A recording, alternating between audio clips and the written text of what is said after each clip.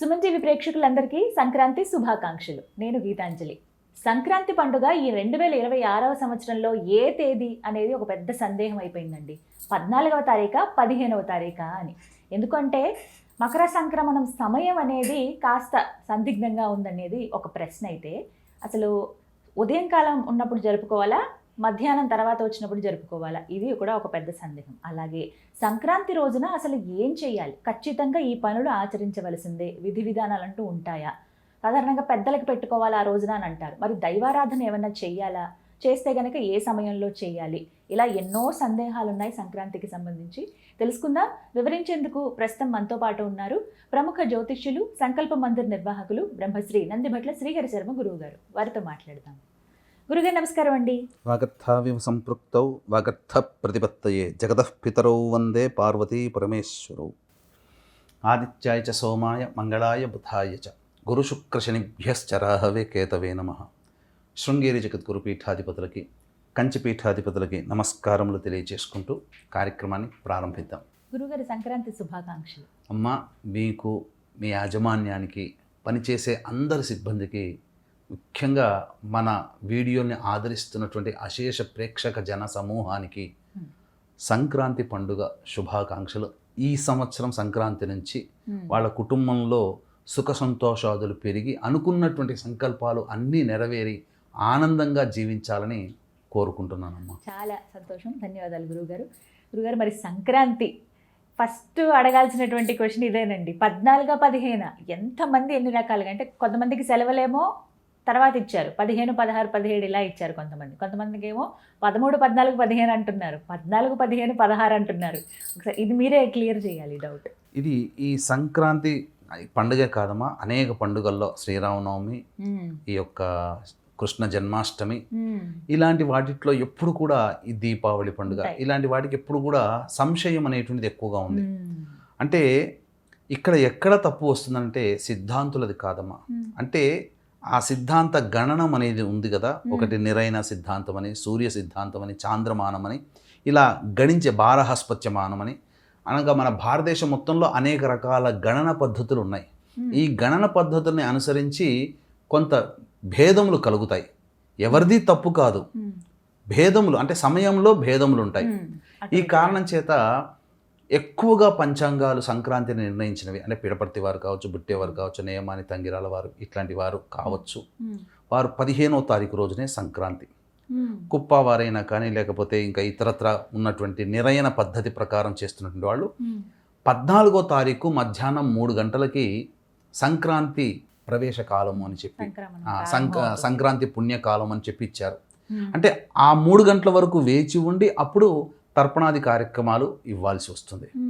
కానీ మిగతా కొన్ని సిద్ధాంతుల యొక్క గణిత ప్రకారము మధ్యరాత్రి వస్తుంది సంక్రాంతి పుణ్యకాలం.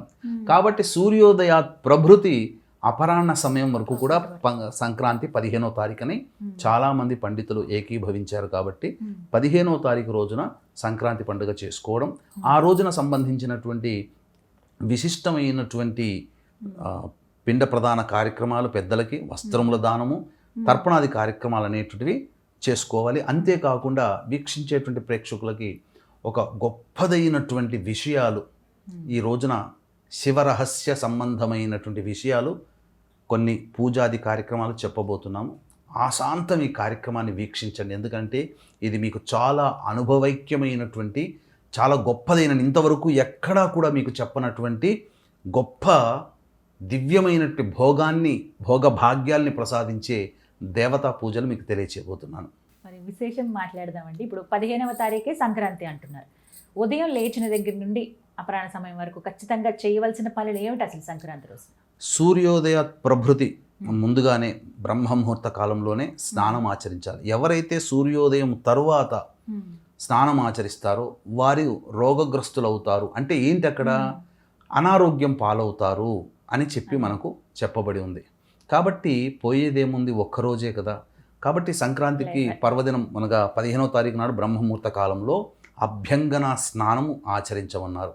నువ్వుల పిండిని దంచి పిండిని ఒంటికి రాసుకోవడం కానీ, నువ్వుల నూనెను కూడా బాగా దట్టించి అప్పుడు చక్కగా స్నానం ఆచరించమని శాస్త్రం చెప్పబడి ఉంది. ఇక ముఖ్యంగా ఈ యొక్క సంక్రాంతి అనగానే అందరికీ గుర్తొచ్చేటువంటిది రవి పితృకారకుడు నవగ్రహాల్లో. తన యొక్క సొంత కొడుకైనటువంటి శనిక్షేత్రానికి మకర రాశిలోకి ప్రవేశం చేస్తుంటాడు ఈ రోజునే. కాబట్టి తండ్రి కొడుకింటికి వస్తున్నాడు. అలాగే గతించిన వారి మన తల్లిదండ్రులు, తాత ముత్తాతలు, వాళ్ళ ఆత్మలన్నీ కూడా వారసుడి గృహానికి చేరుకుంటాయి ఈరోజు. ఈ సంక్రాంతి రోజున చేయవలసినటువంటి ప్రతి మానవుడి యొక్క ముఖ్య కర్తవ్యం ఏంటనంటే, రవి మకర సంక్రమణం చేస్తున్నాడు, ఉత్తరాయణ పుణ్యకాలం వస్తుంది కాబట్టి, ప్రవేశం జరుగుతుంది కాబట్టి, దక్షిణాయనంలో మరణించిన వాళ్ళందరి ఆత్మలు కూడా ఈ ఉత్తరాయణంలో ప్రవేశం చేస్తాయి కాబట్టి, ముఖ్యంగా పితృదేవతలను ఉద్దేశించి పిండ ప్రదాన కార్యక్రమం, కనీసము తర్పణాది కార్యక్రమాలు ఇవేవీ లేకపోతే స్వయంపాక దానము, బ్రాహ్మణుడికి పొత్తర్లు కానీ స్వయంపాకం అని అంటారు, వాటిని దానం చేయాలి. కాబట్టి వీక్షించేటువంటి ప్రేక్షకులు ఈ కార్యక్రమాన్ని తప్పకుండా స్నానం ఆచరించిన తర్వాత పెద్దలకి పిండ ప్రదానము, తర్పణాది కార్యక్రమాలు చేయండి. లేకపోతే కనీసము పొత్తర్లు లేదా స్వయంపాక దానమైనా చేయండి. ఇవేవి కుదరని పక్షంలో అయితే మన పీఠం ఆధ్వర్యంలో 15వ తారీఖు సంక్రాంతి, జనవరి 15, ఆ రోజున బ్రాహ్మణులను కర్తగా పెట్టి తండ్రి వైపు 3 తరాలు, తల్లి వైపు 3 తరాలలో మరణించిన వారి ఆత్మతృప్తి కోసం పిండ ప్రదాన కార్యక్రమం, తర్పణాది కార్యక్రమాలు అనేటువంటివి చేయిస్తున్నాం. కాబట్టి ఈ అవకాశాన్ని అందరూ కూడా వినియోగించుకోవచ్చు. ఇక దీనికి ఉన్నటువంటి విశిష్టత తెలియచేస్తాను. దీనికి ఒక గాథ తెలుసుకోవాలి వీక్షించేటువంటి ప్రేక్షకులు కూడా. కృపాచార్యుడు, కృపి ఇద్దరు అన్నా చెల్లెలు. కృపిని ద్రోణాచార్యుడికి ఇచ్చి వివాహం చేశారు. వివాహమైన దారభ్యత వాళ్ళకి ఆర్థిక స్థితిగతులు సరిగ్గా లేక అరణ్యంలో నివాసం ఉంటూ బక్క చిక్కినటువంటి ఆవుతో వాళ్ళు చక్కగా కాలాన్ని గడుపుతున్నారు. వారికి సంతానం కలగలేదు. పైగా ధనము కూడా వాళ్ళని బాధిస్తుంది, ఎక్కువగా దారిద్ర్య బాధలు. ఒకనాడు దూర్వాస మహాముని ఆ అరణ్యం గుండా వెళుతూ ద్రోణాచార్యుడి ఇంటికి వచ్చాడు. ఆ సమయంలో ద్రోణాచార్యుల వారు కట్టెలు సమిధలు తీసుకోవడం కోసం వెళ్ళారు. అలాగే కృపిని చూడగానే పలకరించడం, ఆ కృపి అతిథి మర్యాదలు దూర్వాస మహామునికి చేయడం, ఈ లోపల మంచి చెడు మాట్లాడుకుంటారు కదా. అనే సందర్భంలో మేము ఇలా ఆర్థిక బాధలు ఉన్నాము, మాకు సంతానం కోసం ఉన్నా సంతానం కలగట్లేదని బాధపడుతూ చెప్తూ ఉంటుంటే, అమ్మ నువ్వేం చింతపడకు, పూర్వము నందడు యశోదకి ఈ రోజున సంబంధించినటువంటి విశిష్టత తెలియచేసి దాన కార్యక్రమాలు పెరుగు దానం చేశాడు. ఆ కారణం చేత కృష్ణ భగవానుల వారు కొడుకుగా అవతరించడం జరిగింది వాళ్ళ ఇంట్లో. కాబట్టి నువ్వు కూడా ఇదే పని చేయమ్మా, ఈ రోజు సంక్రాంతి పర్వదినము, నీ పుణ్యవశాత్తు నేను ఈ రోజు వచ్చానేమో, నాకు దానం చెయ్యి అని చెప్పగా ఈ లోపల మాట్లాడుతున్నాగానే ద్రోణాచార్యులు వారు రావడం, కృపికి ఇవన్నీ చెప్పడం, ఆవిడ దంపతులు ఇద్దరు కూడాను నల్ల నువ్వుల పిండితో శరీరాన్ని చక్కగా రుద్దుకొని స్నానం ఆచరించి అప్పుడు సమంత్రకముగా ఒక పెరుగు, మట్టి కుండలో పెట్టినటువంటి పెరుగుని సమంత్రకంగా ఆ దూర్వాస మహామునికి దానము చేసినటువంటి కారణం చేత వారికి అశ్వత్థామ, సప్త చిరంజీవులలో ఒకడైనటువంటి అశ్వత్థామ జన్మించడం జరిగింది. అంతేకాకుండా వకుళాదేవి ఈ రోజున విసనకర్ర, గొడుగు, పాదుకలు, నీటితో ఉన్నటువంటి కుంభము, మట్టితో నింపినటువంటి నీటి కుంభాన్ని దానం చేసినటువంటి కారణం చేత అర్చావతార మూర్తి కలియుగ దైవం వెంకటేశ్వర స్వామి కొడుకుగా రావడం జరిగింది.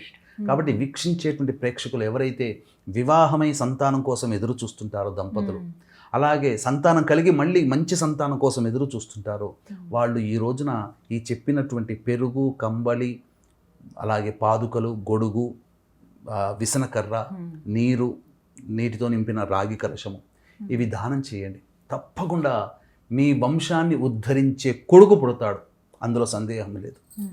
ఇక ఈ రోజున ఒక గొప్ప విశిష్టత కర్ణాటకలో ఉంటుందమ్మా. శివగంగా అనేటువంటి ఒక దేవాలయం.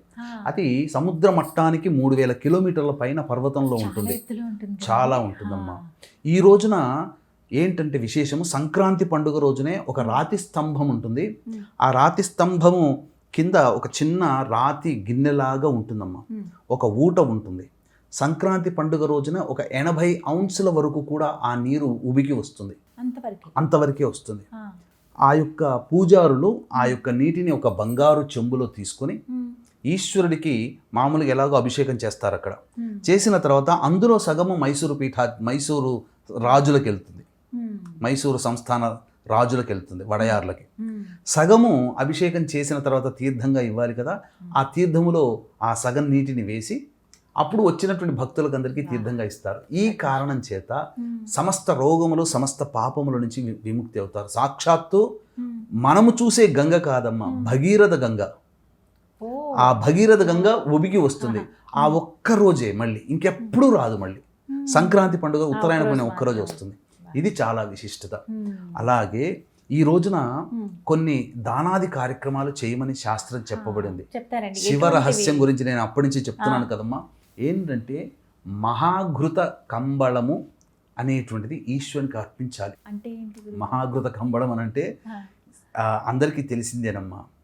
అసలు ఈశ్వరుడికి ఈ సంక్రాంతి పండుగ రోజున చక్కటి తెల్లటి ఆవుతోనైనా కానీ లేదా నల్లని ఆవుతోనైనా కానీ వచ్చినటువంటి నేతిని ఈశ్వరుడికి అభిషేకం చేసి కంబళికి ఆ ఘృతమంతా కూడాను ఏది అభిషేకం చేస్తారు కదా, తర్వాత మామూలుగా ఆవు నేతిలో తడిపినటువంటి కంబళి, ఆ కంబళిని ఈశ్వరుడికి సమర్పించాలి. అంటే మనం ఎలా అయితే వేసుకుంటామో భుజాన శాలువా వేసుకుంటామో అలా ఈశ్వరుడికి సమర్పించాలట. ఇది అందరికీ అవకాశం ఉండదు, ధనవంతులు చేసుకునేటువంటిది, సామాన్య మానవుడు కూడా చెయ్యాలి కదమ్మా.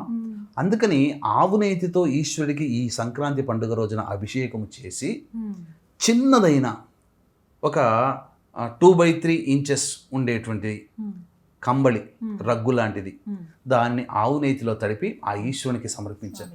చాలు. భక్తితో పెద్దగా మనం కప్పుకునేంత కంబళి అంత ఆవు నేతిలో తడపకపోయినా చిన్న ముక్కనైనా తడిపి ఆ ఈశ్వరుడికి సమర్పిస్తే భోగ భాగ్యాలు అనుభవించే శక్తి కలిగినటువంటి జీవితం అట ఆ మానవుడికి వస్తుందట.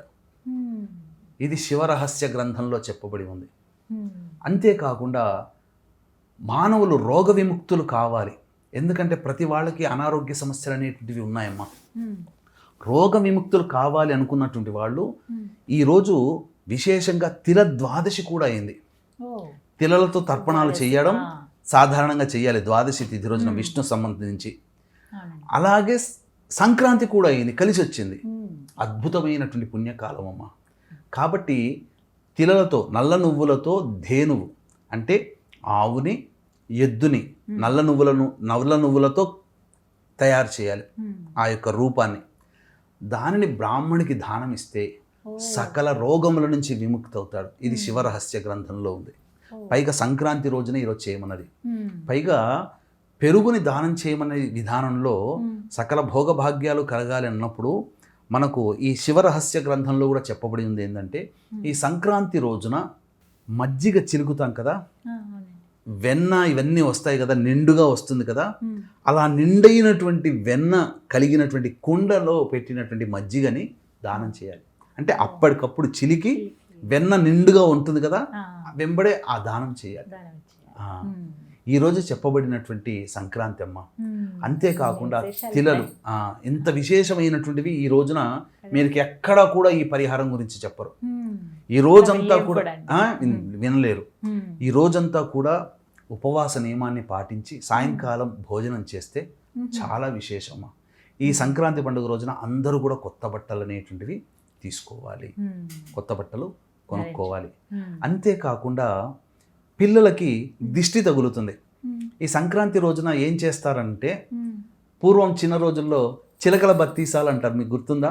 అంటే రంగురంగుల చక్కెరతో చేసినటువంటి చిలకలు అవన్నీ తీసుకొని, వాస్తవానికి ఏంటంటే ఈ యొక్క రోజున తల్లులు ఆడవాళ్ళందరూ కూడా పిండితో చేసినటువంటి వివిధ జంతువుల బొమ్మలు, మనం ఎట్లయితే చపాతీలు పరోటాలు చేసుకొని తింటామో అలాగే పక్షి ఆకృతితో తయారైనటువంటి పిండితో చేసినటువంటి పిండి వంటకాలు అవి చేసి ఈ రోజంతా పిల్లల మెళ్ళో వేయాలట. ఆ మెళ్ళో వేసుకొని మొత్తం ఊరంతా తిరుగుతారు. సాయంత్రం కాగానే ఇంటికి రావాలి.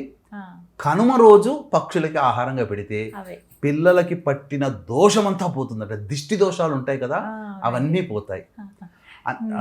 అంతేకాకుండా ఇది అందుకనే చిలకల బత్తీసాలు ఊళ్ళలో అమ్ముతారు. మొత్తం అన్ని కలిపి రంగురంగులుగా కలిపి ఉంటాయి, ఒక హారం లాగా చేస్తారు. ఎందుకు కొనుక్కోపోతారు అని చిన్నప్పుడు నాకు అర్థమయ్యేది కాదు. కానీ పరిశీలించి చారిత్రక చూస్తే. గ్రంథాలలో చూస్తే ఇవి పిల్లల మెడలో వేస్తారు, తర్వాత అందరికీ పంచుతారు. అంటే పిల్లలకి ఏర్పడిన దిష్టి దోషం పోతుంది. ఇక తర్వాత ఈ రోజున ప్రధానంగా చేయాల్సినటువంటిది దేవాలయంలో ఒక స్తంభం నాటడం. చాలా ప్రాంతాలలో చేస్తారు. స్తంభం నాటి వడ్ల కుచ్చులు అని అంటారు, ధాన్యపు గుత్తులు అంటారు కదా, వాటిని దేవాలయంలో అందజేస్తారు, కడతారు. ఆ విధంగా చేసినట్లయితే పితృదేవతలు పక్షి రూపంలో వచ్చి అవి భుజించి వెళ్ళిపోతాయి. అందుకనే ఈ రోజున వీక్షించేటువంటి ప్రేక్షకుల ప్రతి గుమ్మంకి ఇంటి ముందర సింహద్వారం దగ్గర అటువైపు ఇటువైపు ధాన్యపు గుత్తులు ఉన్నటువంటి దాన్ని తీసుకుని వచ్చి మీ ఇంటి దగ్గర పెట్టండి. లేదా మీ ఇంటికి దక్షిణ దిక్కులో ప్లేస్ ఉంటే ఆ దక్షిణ దిక్కులో పెట్టండి. ఖచ్చితంగా ఆ సమయంలో దక్షిణ దిక్కులో ఆ సంక్రాంతి పండుగ రోజున సాక్షాత్తు పితృదేవతలే వచ్చి పక్షుల రూపంలో వచ్చి భుజించి వెళతారు. ఇది పక్షి దేవతారాధనలో ఉండే ఆరాధన ఇది. కాబట్టి ఖచ్చితంగా శుభ్రమైన వస్త్రాలు అనేటువంటివి చేయాలి. అంతేకాకుండా వివాహం కాని అమ్మాయిలు ఈ సంబంధించినటువంటి గొబ్బి గౌరమ్మ పూజ చేస్తారమ్మా. భోగి పండుగ నుంచి ప్రారంభం చేస్తారు దీన్ని. ఈ భోగి పండుగ రోజు నుంచి ప్రారంభం చేసి ప్రతిరోజు కూడా ఆ గొబ్బి గౌరమ్మని ఆవు పేడతో గౌరమ్మలాగా చేసి దానికి సంబంధించినటువంటి ధూపదీప నైవేద్యాలు అనేక రకాల సంబంధించినటువంటి కాయగూరలు అక్కడ పెడతారు. మొదటి రోజు పూజిస్తారు, రెండో రోజు సంక్రాంతి రోజు పూజిస్తారు, మూడో రోజు కనుమ రోజు పూజిస్తారు, నాలుగో రోజు ఉద్వాసన చేసి ఆ యొక్క గౌరమ్మ విగ్రహాన్ని దగ్గరలో ఉన్నటువంటి చెరువులో కానీ నూతిలో కానీ బావిలో కానీ నిమజ్జనం చేస్తారు. ఆ ముక్కనుమ రోజున నాలుగో రోజున ఆ యొక్క పెట్టినటువంటి ఆహార పదార్థాలన్నీ పెట్టి కలిపి వండి హవ్యల్ అంటారు. వాటిని అందరికీ పంచుతారు. ఇంట్లో వాళ్ళందరూ చేసుకుని తింటారు. తద్వారా అమ్మాయిలకి వివాహ దోషాలు తొలగి చక్కగా వివాహం అవుతుంది. కాబట్టి ఇన్ని ఉన్నాయి మా సంక్రాంతి రోజున. కాబట్టి ఈ రోజున శక్తి కొలది నా దగ్గర లేదు అనకూడదట. ఏది ఎవరు అడిగినా ఆ సమయానికి దానం ఈ రోజున చేస్తే కనుక అనంతమైనటువంటి పుణ్య ఫలితం వస్తుంది. అందరు చేయమన్నాం కదా అని చెప్పి బీదవాళ్ళు చేయలేరు కదా. కాబట్టి వాళ్ళ శక్తి కొలది ఈరోజు 100 రూపాయలు దగ్గర లేని వాళ్ళు ఎవరూ లేరమ్మా. సాధారణ 100కి 98% మంది దగ్గర 100 రూపాయలు ఒక రోజుకి ఖర్చు పెట్టుకోగలిగే శక్తి ఉంది. ఒక 2% చెప్పలేం. కాబట్టి ఈ 100 రూపాయల్ని 5 రూపాయలుగా మార్చండి. అప్పుడేమైతే 20 కాయిన్స్ అవుతాయి.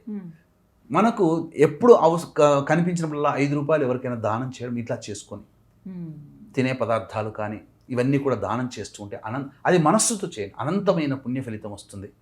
చక్కటి శుభ్రమైన వస్త్రాలు ఈ రోజున చెయ్యాలి, ధరించాలి. అలాగే పిల్ల పాపలతో ఆనందంగా గడపాలి. ఈ రోజున ఎట్టి పరిస్థితిలో మకర సంక్రమణం అమ్మ, ఈ రోజున ప్రేక్షకులు ఎట్టి పరిస్థితిలో మాంసాహార భోజనం చేయకండి. శాకాహార భోజనమే సంక్రాంతి పండుగ రోజున చెప్పబడినటువంటిది. పైగా పొంగలిని నైవేద్యంగా పెట్టి భుజించాలి. ఖచ్చితంగా పిండ ప్రధాన కార్యక్రమం లేని పక్షంలో తర్పణాది కార్యక్రమాలు ఖచ్చితంగా చెయ్యాలి. ఇవి చేసుకోలేము, మాకు బిజీ ఉంది అని అంటే మీ తరపున మన పీఠమాధ్వర్యంలో 15వ తారీఖు రోజున ఉదయం 8 గంటలకి ఈ యొక్క పిండ ప్రధానము తర్పణాది కార్యక్రమాలు బ్రాహ్మణుని పెట్టి చేయించడం జరుగుతుంది. అవకాశం ఉంటే మీరు స్క్రీన్పై కనిపిస్తున్న నెంబర్కి కాంటాక్ట్ చేసి గోత్రనామాదులు నమోదు చేసుకోవచ్చు. ఈ విధంగా అని చాలా ధన్యవాదాలు గురువుగారు. చాలా రీసెర్చ్ చేసి మా కోసం ఇంత తెలియజేశారు. అందరికీ ఏదో ఒక రూపైన వాళ్ళు ఇప్పుడు మీరు చెప్పిన పరిహారాల్లో ఏదో ఒకటిన చేసుకునే శక్తి ఉంటుందని భావిస్తున్నాము. చేసుకుని దైవానుగ్రహం పొందాలని. ధన్యవాదాలు గురువుగారు. సర్వం శ్రీ ఉమామహేశ్వర పరబ్రహ్మార్పణమస్తు.